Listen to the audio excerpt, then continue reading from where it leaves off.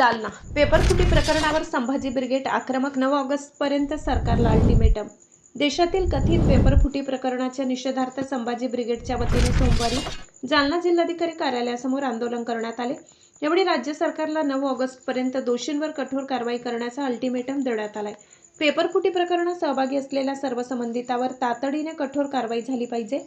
गोरगरीब शेतकरी व मजूर कुटुंबे मोठ्या कष्टाने मुलांना शिक्षण देतात, मात्र पेपर फुटीमुळे विद्यार्थ्यांच्या भवितव्याशी खेळ केला जातो।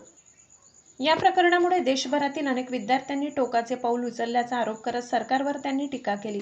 केवळ एका व्यक्तीच्या राजीनाम्याने प्रकरण संपत नाही, या घोटाळ्यातील सर्व दोषींना शिक्षा झाली पाहिजे अशी मागणी त्यांनी केली।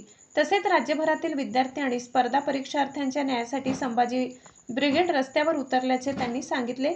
येत्या 9 ऑगस्टपर्यंत सरकारने ठोस कारवाई नाही केली तर मंत्रालयात घुसून तीव्र आंदोलन करण्यात येईल असा इशारा त्यांनी दिलाय। तसेच शिक्षकांसाठी सुरू असलेली टीईटी परीक्षा तात्काळ रद्द करावी आणि ज्या पद्धतीने शिक्षकांच्या परीक्षा घेतल्या जातात त्याचप्रमाणे जिल्हाधिकारी, तहसीलदार व इतर अधिकाऱ्यांच्याही परीक्षा घेण्याची मागणी यावेळी करण्यात आली। शहा न्यूज मराठीसाठी न्यूज रिपोर्टर राजू शहा, जालना।